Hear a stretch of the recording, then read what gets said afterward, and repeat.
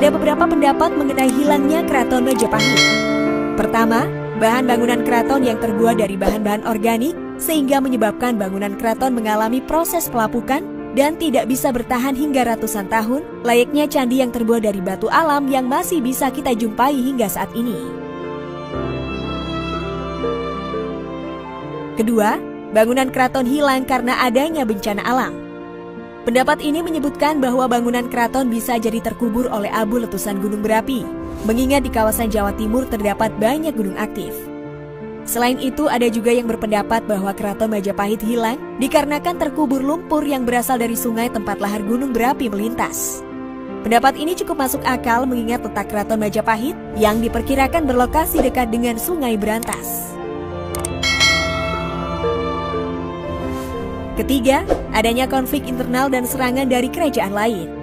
Dalam Babat Tanah Jawa disebutkan bahwa sekitar tahun 1400-an, Demak Bintoro yang kala itu dipimpin oleh Raden Patah, putra Prabu Brawijaya V, menyerang Majapahit dan menghancurkan ibu kota kerajaan Majapahit termasuk Keraton Majapahit. Akan tetapi pendapat tersebut dibantah oleh beberapa ahli yang menyebutkan bahwa Babat Tanah Jawa merupakan produk kolonial Belanda yang bertujuan untuk mengadu domba kaum Islam dengan kaum Hindu-Buddha. Keempat, Atmo Darminto berpendapat kehancuran Majapahit disebabkan oleh serangan militer dari wilayah Kadiri yang dipimpin oleh Girindrawardana. Serangan ini berlangsung beberapa saat lamanya dan dimenangkan oleh pihak Kadiri, membuat Girindrawardana menjadi penguasa Majapahit. Hal ini kemudian memicu Demak menyerang Majapahit dengan motif menumbangkan Girindrawardana karena sosok ini dianggap bukan pemimpin sah kerajaan Majapahit karena bukan keturunan Wangsa Rajasa. Selain serangan dari pihak luar, kondisi internal Majapahit sudah kacau balau terutama sepeninggal Hayam Wuruk dan Gajah Mada. Korupsi merajalela, perebutan pengaruh dan kekuasaan terjadi antar kerabat kerajaan. Kondisi kerajaan yang sudah lemah menyebabkan Keraton Majapahit jadi salah satu sasaran perusakan, pemberontakan dan penyerangan dari kerajaan lain. Kelima, penjarahan ilegal pada masa penjajahan.